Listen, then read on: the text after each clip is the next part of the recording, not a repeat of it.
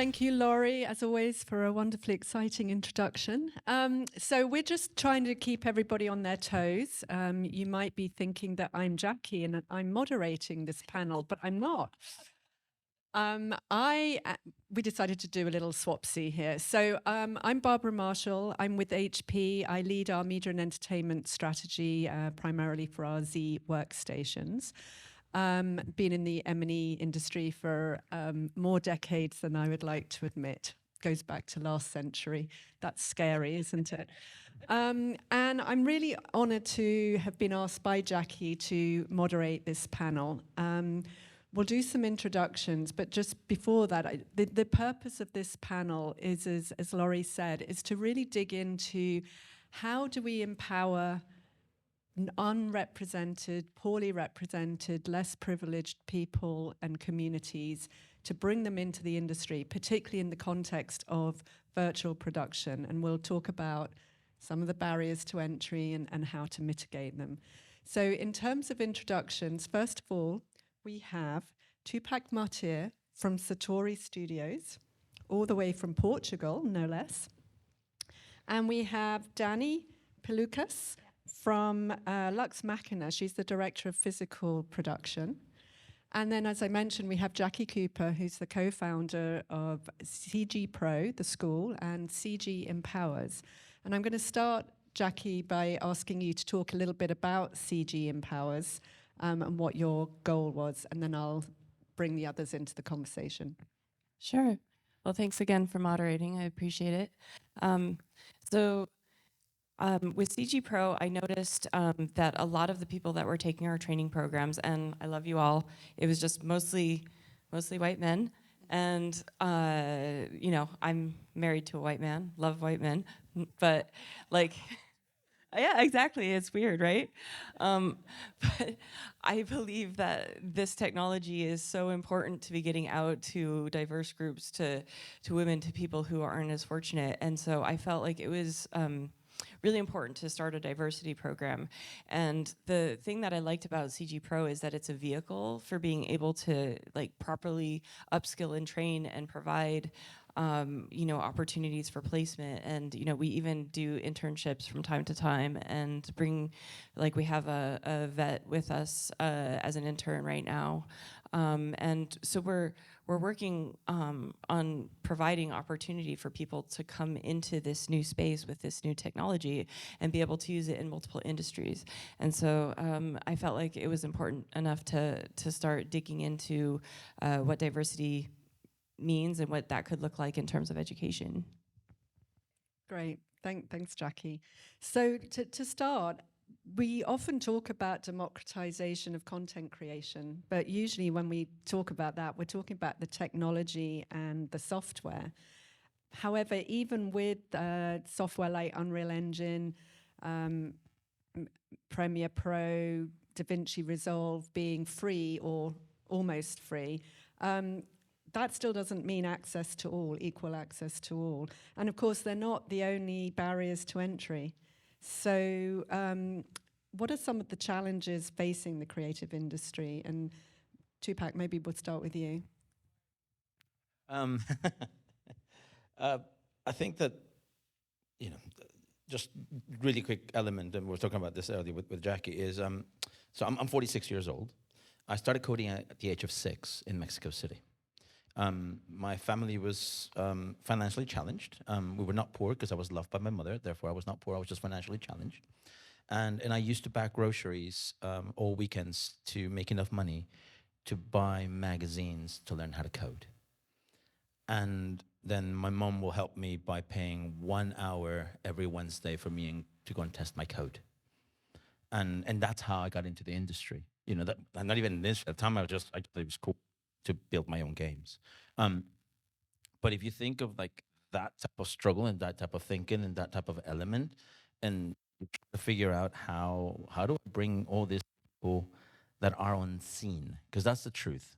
They're completely unseen by everybody else. I have this knack of going to see shows and grad programs, usually in the most unusual schools. to see if I can find these gems, if I can find these people that have all these different views on creativity, but their views are never coming out. Their views are stuck somewhere, and so therefore that there's no diversification in the way that we are applying and we're trying to fix these problems because we're seeing them through the same lenses that we all know. But the moment you bring that disruptive element into it and you apply a completely different way of viewing it, then it changes the dynamic of how you're going to solve it. Absolutely. And you picked on or hit on two issues as I see it. It sounds like we're in the fortunate position that your mother supported what you were doing and found a means for you to go and check your code. What if you were in a family that just didn't see or didn't understand what you were doing? I mean, I would tell you that's what happens to 95% of the people that we think about. You know, Exactly. there's no mechanisms for them to come out. There's no mechanisms to things around it. One of the things I think when we spoke too, and I think like virtual production is an interesting thing because there's so many entry from different industries, right? Like I had a very non-traditional entry into the industry, and I think it's an opportunity for more voices and different people. And I think that's one of the things when you mentioned your struggle of like how you got here, man, you get those guys on set though, and they're gonna work their arses off, right? I mean, that's one of the things that for me, when we were at Warner Brothers in Leavesden, they have an internship program there, and they had 3 assistants that worked with us. And the amazing amount of effort those people put in, the effort they're still putting in. One of them wrote me on LinkedIn the other day and said, "Where's my next opportunity?" Like, it is an incredible difference of the amount of work that people are willing to put in. I'm not saying that people that came up in privileged backgrounds don't work hard, but it is a difference, I think. I think there's a difference. I would say that the biggest difference, that, once again, as someone who, I mean, I learned my entire craft. I went to school in the U.S., thankfully, because of a scholarship by the president. But I learned my entire craft working in Mexico City. And, we were having a joke about this, that my first job, I got paid $100 a month to work, and that didn't include them giving me food or transport or whatever. So by the time you actually took all that into consideration, I probably got paid like $50. But the amount of information that I learned and how much I wanted to learn, and the idea that I brought, and this is the part that I love, right? I bring to everything that I do my knowledge of, I went to art school. Then using that craft to create elements, physical elements. And if you look at that, then it's like I went to art school, I started working on this, I moved to the opera house, I learned physical, I went into become art director at MTV, and just bringing all these things, and at the same time always thinking about code, thinking about technology and how that could eventually approach. It's when you're chasing for food every single day of your life, you will be chasing constantly to see how else you can improve something. And I think that's the thing. When we bring those diverse voices to the table, we open up more stories from a creativity standpoint, right? The more people that are in the conversation, the more stories that are available, the more things that you think about.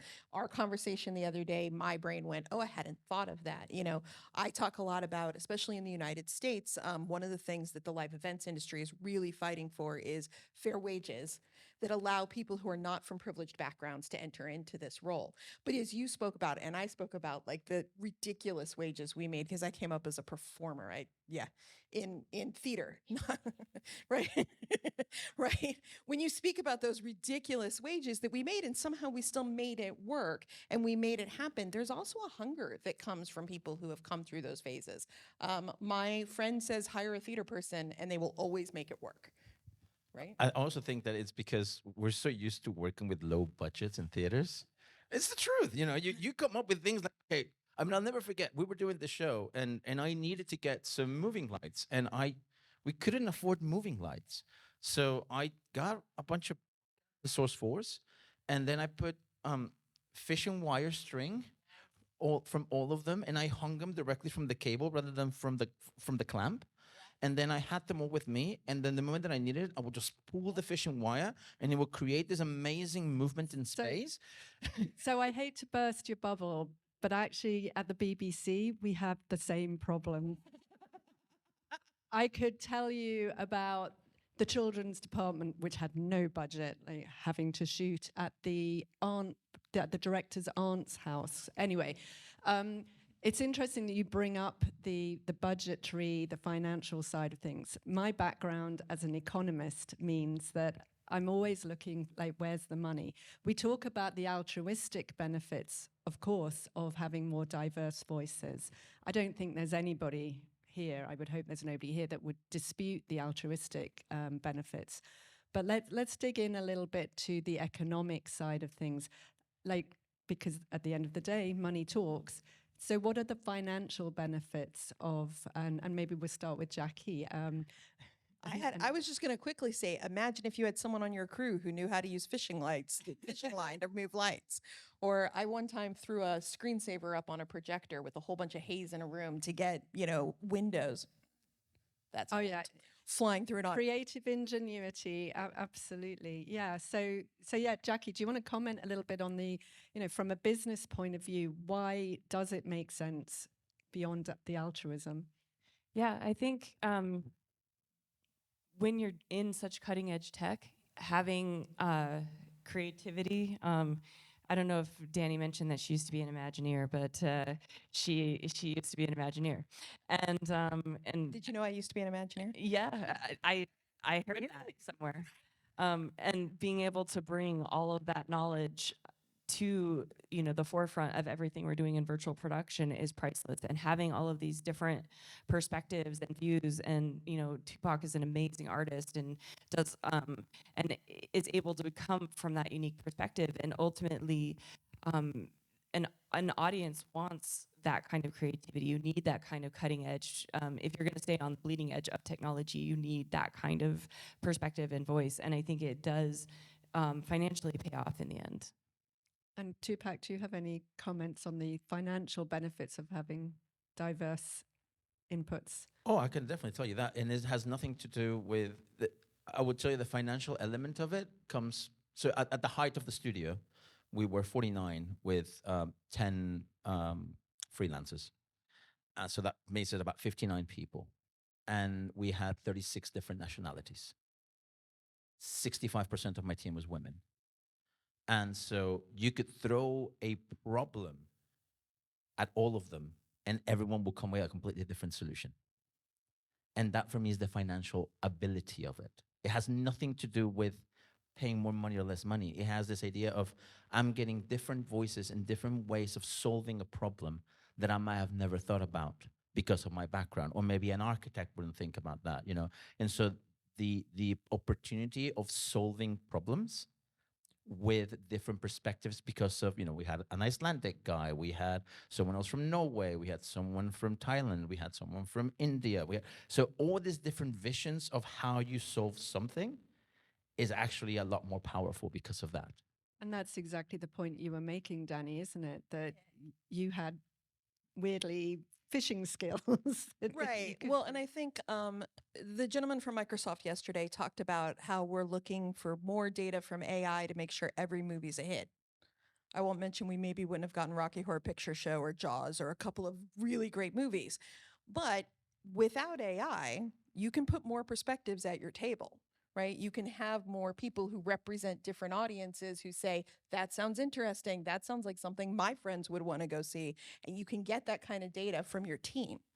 So I think that benefits as you have more people. There was a film that came out, I don't know, it's got to be 10 years ago now, that was fairly offensive to women. And I remember there being this thing where it was like, who was at that table that thought that was going to be fine, right? There were no women on that production team, I guarantee it, because someone would have gone, excuse me, I have a question. Yeah, the men might be saying the same thing about Barbie, but anyway. That's all right, we have financial power now.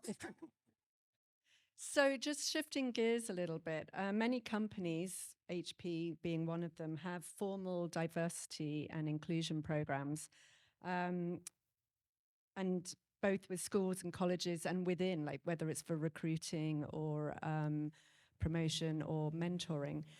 So what I'm curious about is each of you, whether you can talk about the programs that you've seen and admire, or maybe even programs yourself that you're employing. And obviously, Jackie, that's the purpose of CG Empowers. But again, I'll start with Tupac at the end.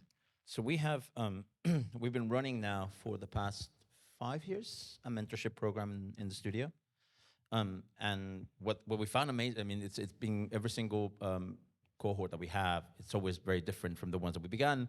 We used to hire a lot of people from architecture because of the big thing that we were building. And then there's a lot of people coming in because of the stuff that we were doing in VR. Our latest cohort, which is the one that we have right now, it's all women. It's a Turkish woman, a Portuguese woman, a Mexican woman, a Dutch woman, and a woman from Taipei. So I'm going to be a little bit challenging here. Like, is it good to go from one extreme to the other? It's big, but it's not us. It's actually all the applications that we received were all women. Oh, wow. We didn't receive a single application from a man. Okay. And the part of it that it's really interesting is we're able to start looking at this at these people in terms of going, right, what do they need? What do they want? How can we help? How can we help them step into their career? And is there, like, I have one woman from Portugal that she comes from computer science. She had no idea that this job existed. She thought she was going to go into financing and writing things for banks. And she found out about all this, and she's like, I want to learn how to model. I want to learn how to do this. I want to learn how to do that. And I'm sitting there looking at her code, and I'm going to my CEO. I was like, Ruben, when we finish the mentorship, can we hire her? Yeah, that's a really good point about people just not having visibility of what careers exist beyond their own experience. So how did she find you? Well, I do a lot of these things, and I speak a lot in a lot of places. And I went to speak to a very specific conference in Lisbon about what we do. And it was the people that were coming were all computer scientists. So, okay, so in terms of like recommendations to people in the audience, whether they're looking to get in or whether they're looking to recruit, it sounds like you're saying that this kind of forum is a good way of getting... This kind of forum is great, but actually my big thing is, once again, everyone in this space and everyone that will be at CGRAF and everyone that will be at Framework, you kind of know. The question is, how often do you completely step away from where you know? You know, I go and talk to theater schools about the advantages of immersive technology. I go in and speak to people that are creating games, and I go, what you're doing in gaming can actually be done for 150,000 screaming fans for Beyonce. And you're gonna get a kick out of that. You know, and that's the part that people understand. And I think, you know, going back to what we were talking about earlier, you know, I had a brilliant mother who loved me to bits, and who was smart enough to help me move forward with what I thought I could do, right? I think about the challenges of a lot of these people that we're talking about who their first thought is not the craft, it's putting food on the table, right? And I was dumb enough or smart enough, depending on how you want to look at it, that I was happy to live sometimes with $10 a week. And if that meant that I had to drink water and just eat bread or eat rice in order to make it, I was willing to put that sacrifice, but that was only me. Yeah, you didn't have a family to support or whatever. So Dani, can you talk a little bit about programs that you've seen that you admire to really help bring people into the industry?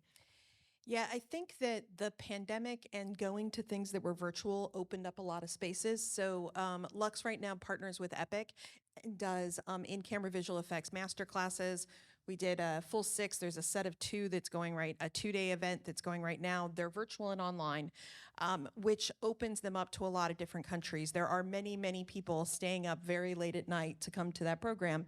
Right now, I talked to our director of education, and she said, like, the largest group is from India that they're seeing, right? So I think that opportunity to, there are still opportunities of access, but that opportunity, if you can get that access to see those things, and like Tupac, I believe strongly in, I go and talk. I think sometimes it's seeing someone who looks like you for the opportunity to believe you can do that thing. So I think that makes a big difference. But and obviously, you know, Epic and Unreal, what they offer as far as the opportunity to, you know, I know a lot of younger students that I'm seeing, some still in high school, who are really excited about what's available to them because, you know, they are playing with these tools. So I strongly when I speak about diversity, I talk a lot about going younger, because by the time you get someone in college or you get someone who's already learning their computer skills, often those classes are already not diverse. So you got to inspire people younger, and I think that Epic's doing a lot of work to do that in a younger generation. Yeah, absolutely. I think we can all point to Epic and their fellowship and their grant system. We work with a lot of other ISVs, not just Epic Games, and a lot of them have got programs that HP gets involved with to support schools as in the British definition of a school, as in under 18, as opposed to universities. And then HP works with the Historically Black Colleges and Universities organization, and we actually completely redesigned our intern recruitment program a few years ago, recognizing that if you keep going to the same places, you're going to get the same people. So we proactively now work with different universities to recruit our interns. Jackie, do you want to talk a little bit about other programs that you admire and would like to see more of? Well, I'll talk a little bit about CG Empowers actually for a second, because sort of informally, we've been putting one person per course through our program. And some of them have become interns. We have actually hired one of them. But the purpose of it is to give people who are really hungry and really want to learn the opportunity to join us. And recently, I think we're in the final stages of working with a company that does virtual machines at an affordable price. And so we're going to be able to like go to schools where maybe someone is really, really talented, but they just don't have a good computer at home because they can't afford one, and they'll be able to VPN into it and take our program. And so we're going to begin offering this as an option.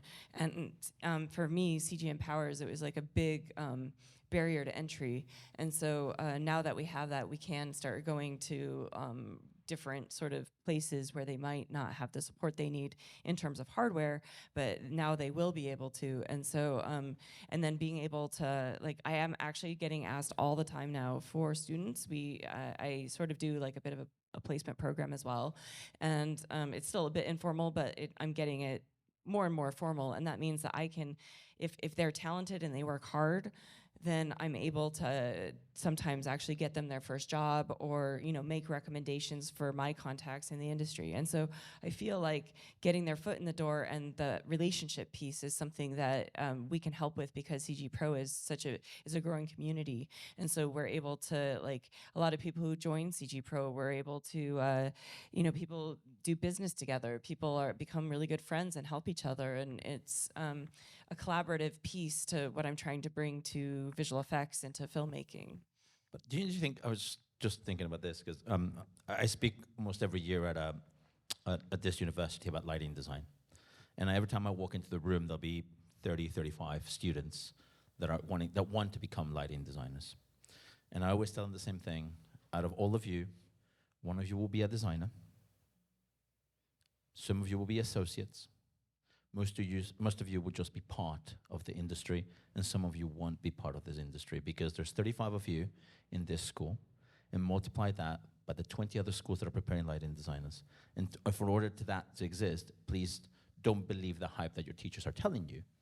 There is a space for all of you, but not all of you can actually be the main person. And I think it's very important when you start talking to students and to other people, to explain them that there are different roles, that just being the director or just being is not it's not the only career path to it. There's all sorts of different jobs that are as fulfilling as that one, that allows you to be part of the industry, that allows you to grow within the industry without having to get to that top job from the beginning.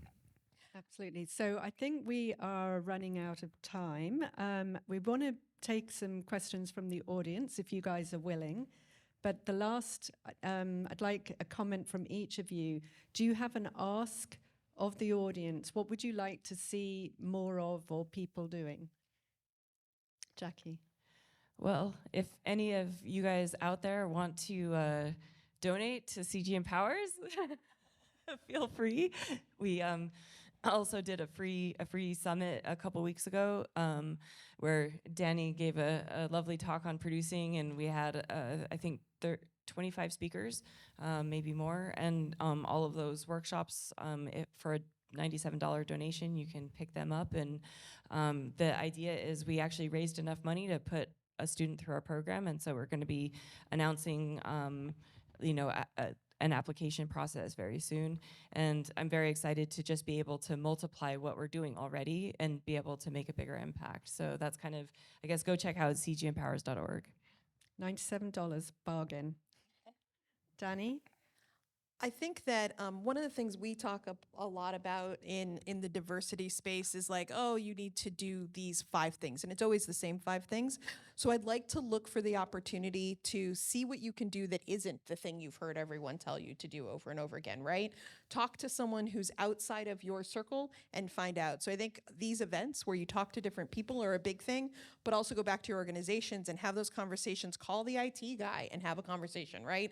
So I think you find spaces by even looking at diversity of background, because I think one thing we haven't talked about is neurodiversity, which also, especially in this industry, a guy on Unreal, like there is a lot of opportunity for people who don't have the social skills that get us here, right? So there's so many versions of what diversity means. That's what I think. Yeah, to look very, out for. very good point. Tupac. I'm one of those people sometimes. But I just I think that there's a lot of opportunities that. So I'll give you an example. It was when I was mentoring this girl from Mexico, and she was trying to figure out what to study her master's, right? And she came to me with the typical universities you will expect her to do. And I went, all right, that's great. But if you're trying to ask for a scholarship, there's 1,000 people that are asking for that single scholarship. So have you thought about Hungary? Have you thought about Latvia? Have you thought about Norway? Have you thought about all these other places? Like look at Holland. You know, some of the most creative people in visual arts are coming out of Amsterdam. Have you thought about going to Utrecht? She's like, no. And I was like, what? She goes, oh, wait a second. There's 3 scholarships to go study in Budapest. I go, how many people do you think apply for that scholarship? It's true. And so I'm like, you have a better chance, and you're going to get a completely different education in the way that a Hungarian professor is going to teach you about it because of the way that they were raised. And therefore, you're going to be able to have a completely different view on what is happening, how you can actually develop a new career. I love that. Diversity goes both ways. Yeah, good point. Okay, so does anybody in the audience have any questions? Great. So just while I'm walking over, I had a question for you guys, because just from the industry perspective, I see the output of the diversity challenges, which is whenever I'm trying to put a panel together, I can never find diverse resources because either they're not senior enough or they are shy about speaking. And so I have to work a lot harder to get them. And I just wanted to know, I don't know how to solve for that necessarily, because I do spend extra time doing that. So I'm wondering if you had thoughts on that. Yeah, I have strong opinions on this because I'm often having to put panels together as well. I think it's 2 separate issues. One thing, I often put together a CTO panel. Now, that panel invariably is all men. And of course, I'm very conscious of the fact that it's all men, and I get criticized for the fact that it's all men. There are very few, if any, female CTOs, and I am not willing to change the panel to be CTO and a few other people so that I can hit the diversity. I want a CTO panel. So that to me is a separate issue. Why do we not have female? Why do we not actually have culturally and ethnically diverse CTOs? Let's discuss that. That's a different issue, but I'm not going to change my panel just to accommodate. Then the second issue that you make, Laurie, and I personally am one of those people, was one of those people. I've really had to learn in this job to pretend and not get nervous about speaking publicly.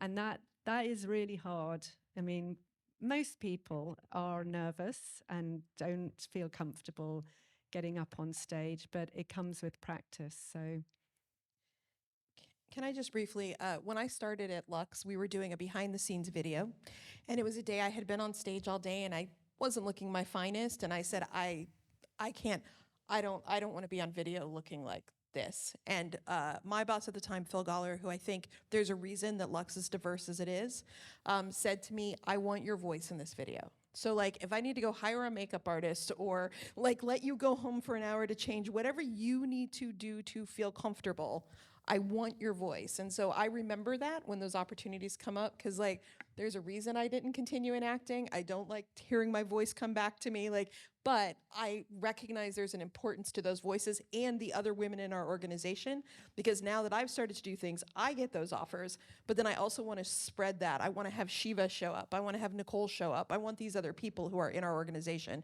to also come and speak.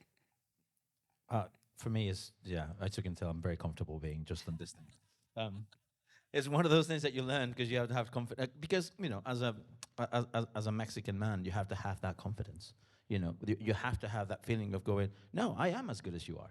I'm actually better than all of you. In that sense, you have to have that feeling of it. There's a joke right now going on something that's really, really big, and it changed how many people understand architecture, I guess is the best way of putting it.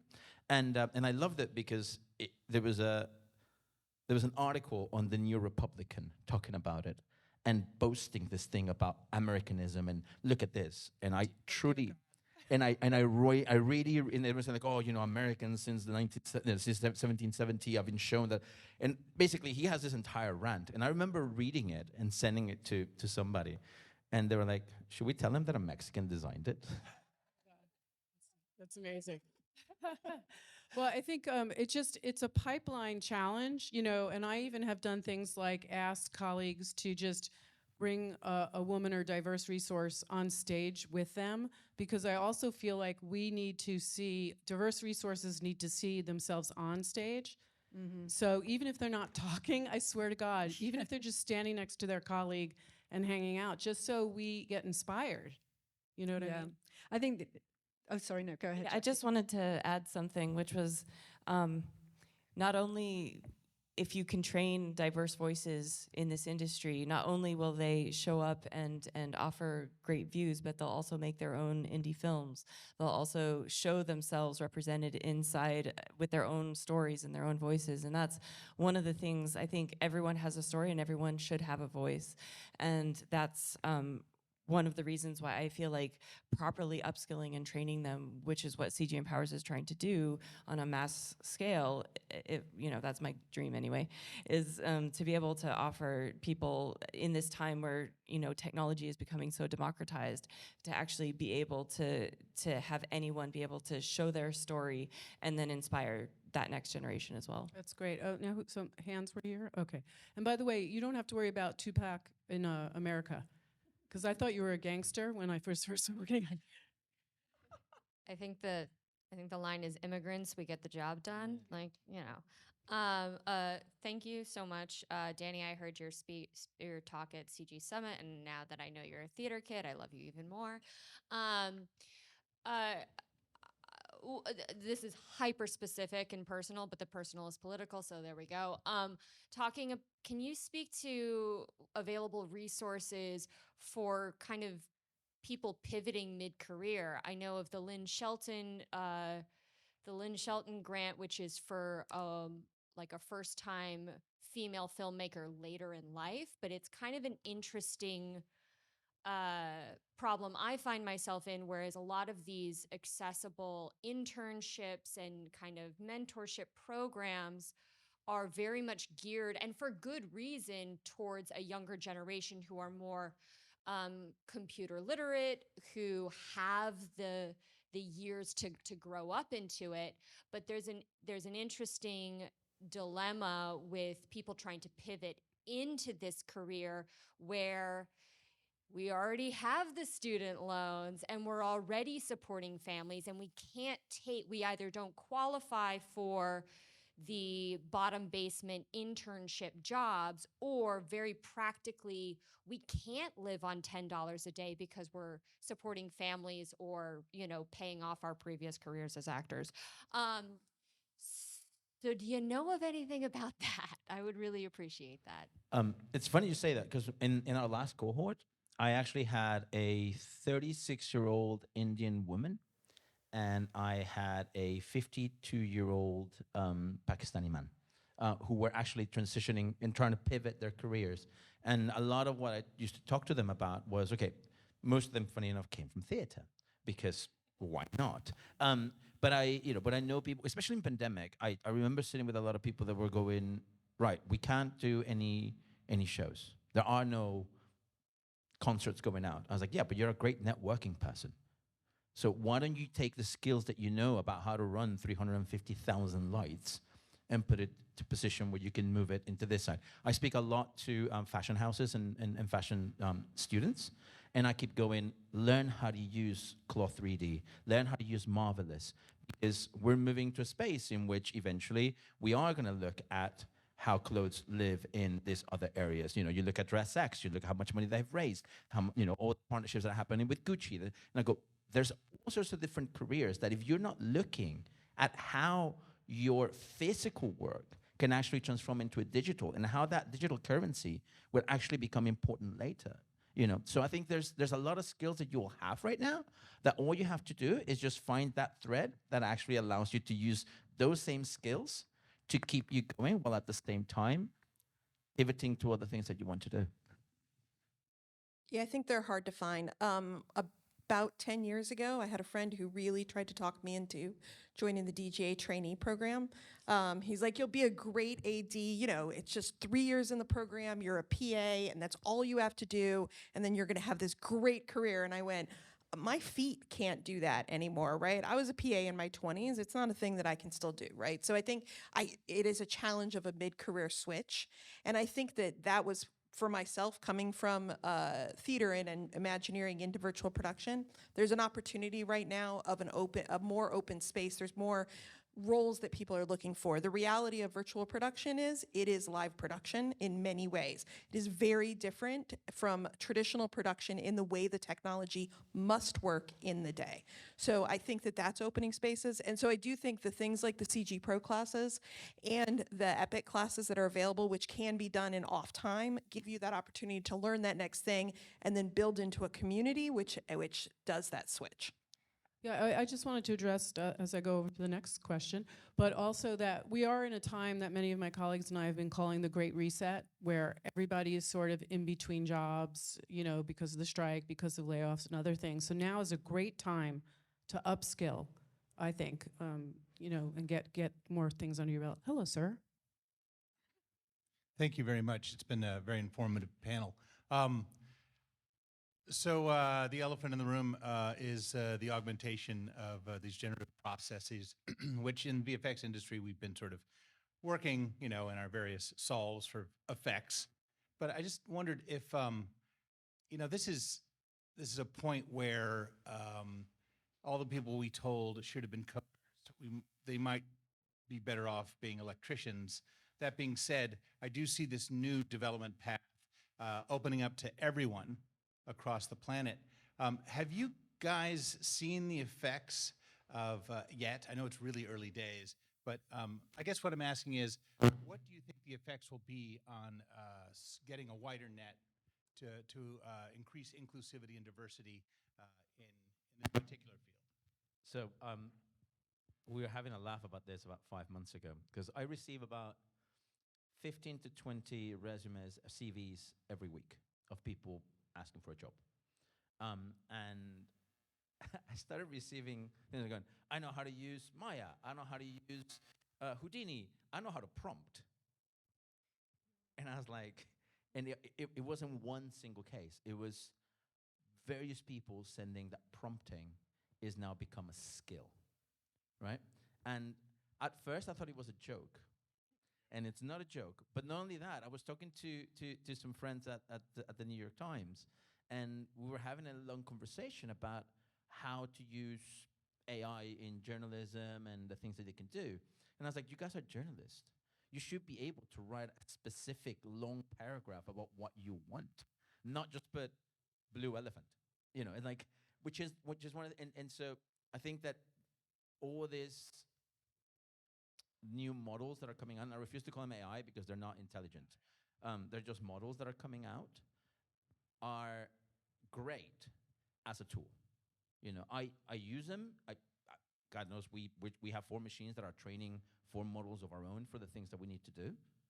But I use them as a way that I can reference images and I can reference ideas to my team, so that it's actually faster for them to understand what I want to do. You know, I create complete storyboards, complete ideas into it, and I put them into Photoshop and put them together, and I go, here it is, here's an idea, please follow this, and so that, because that actually means I don't have to go through Google to try to find the same bloody 250 images that I get from every single bloody brief, you know.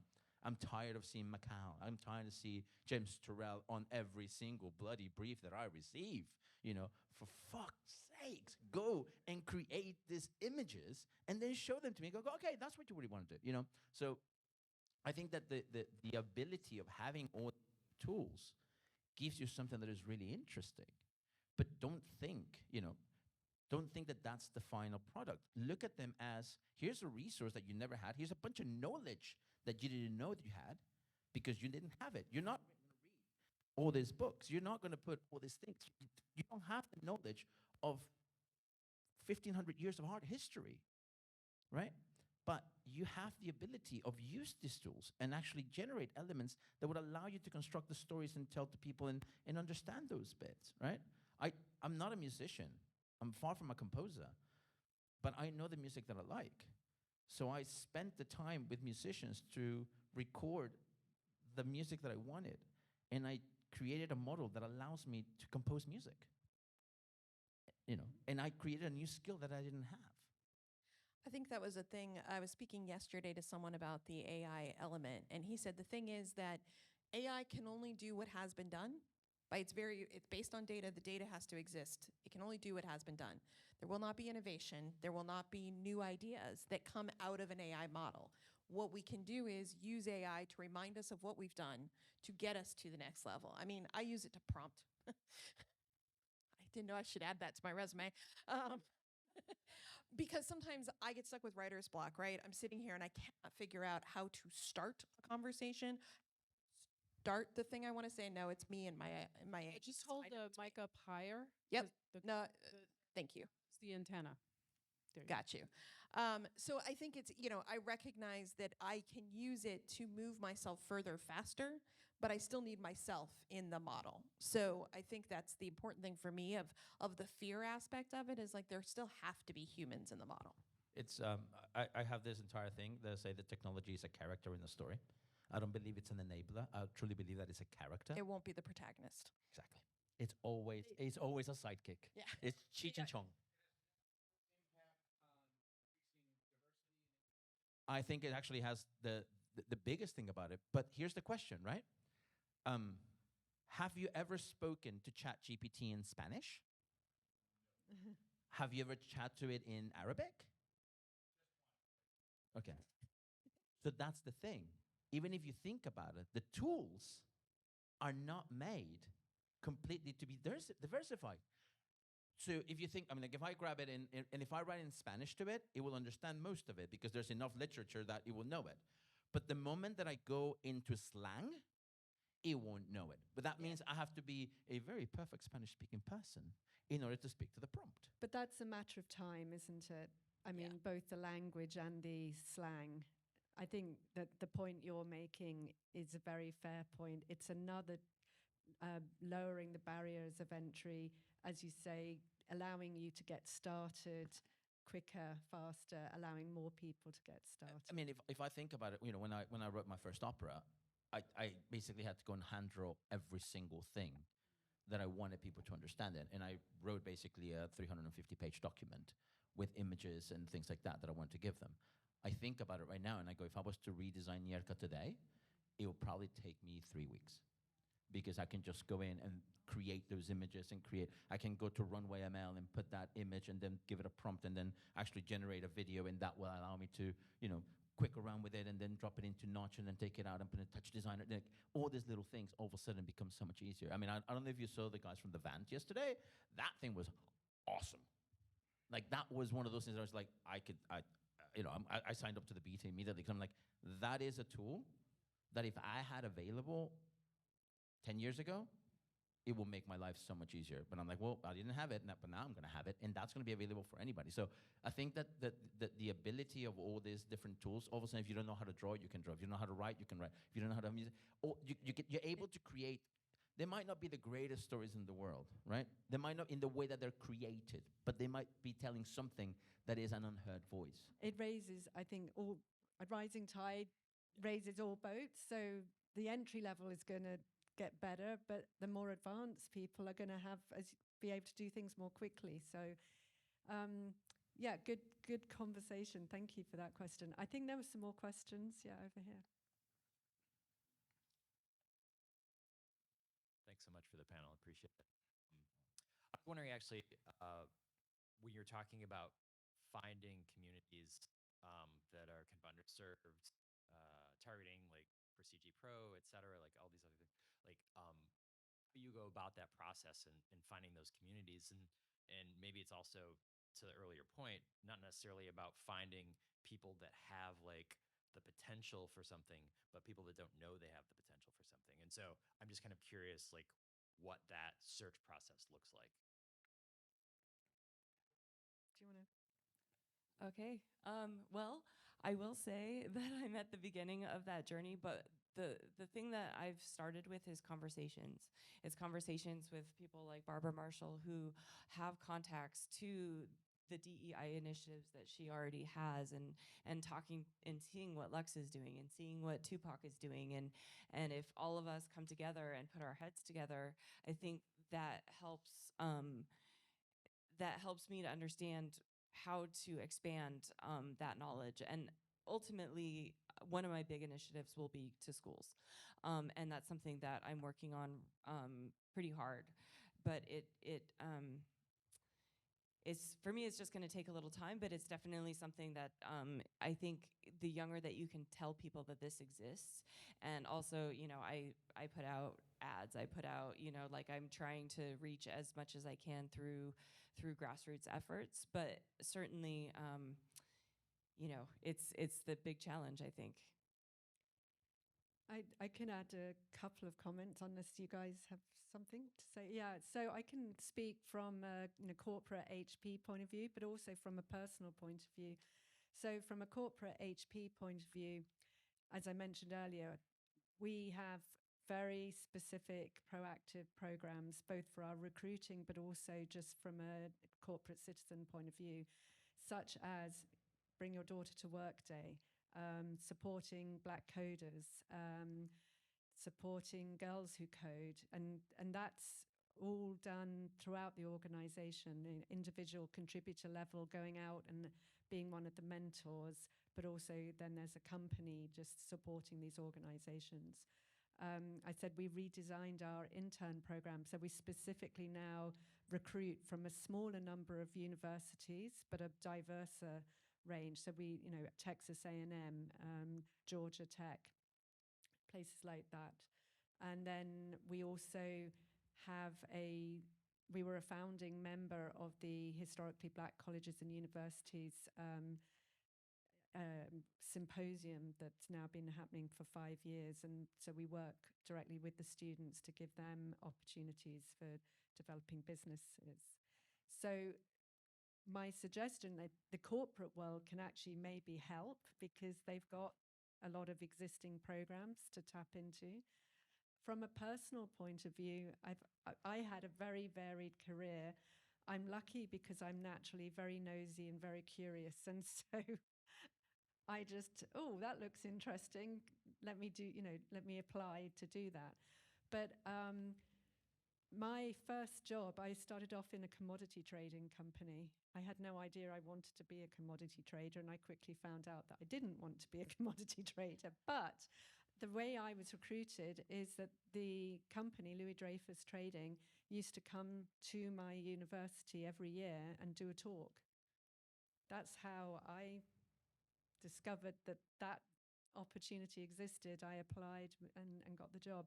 So I think to the point earlier, if you're looking to recruit, reach out to universities and colleges and schools and just, as you said, have conversations. You might not recruit somebody now, but you might find them later down the road.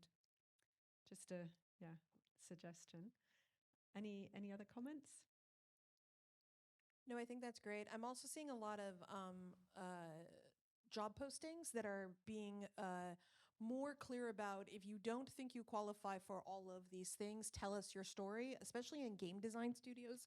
Yeah. I'm seeing that a lot. Tell us your story, tell us. And obviously that means they have more HR people. It's more work. It's not a computer.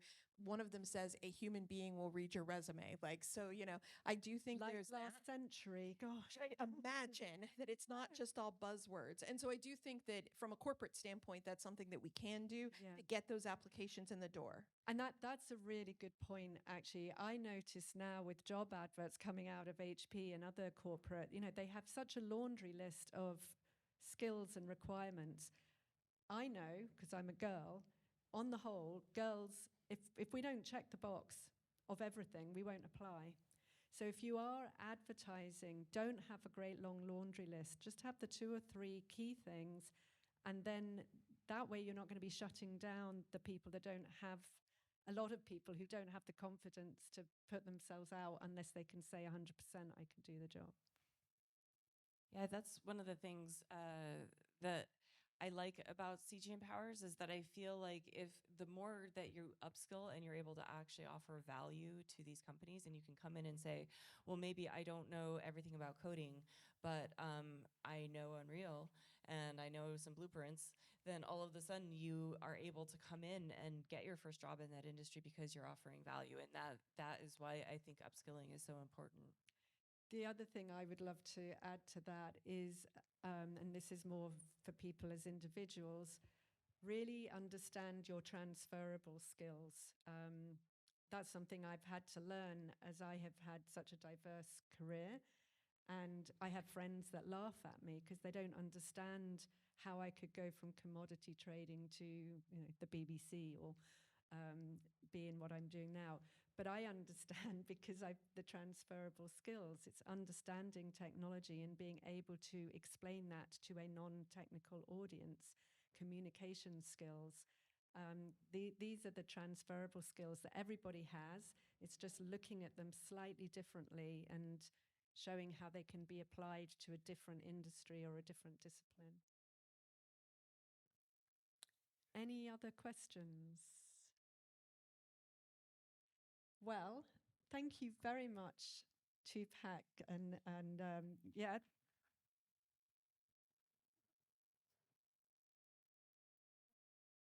And my mind's just gone blank. Dani, and also Jackie. And really enjoyed the conversation from my position. I hope you guys enjoyed the conversation. Let's have a big hand for the panel.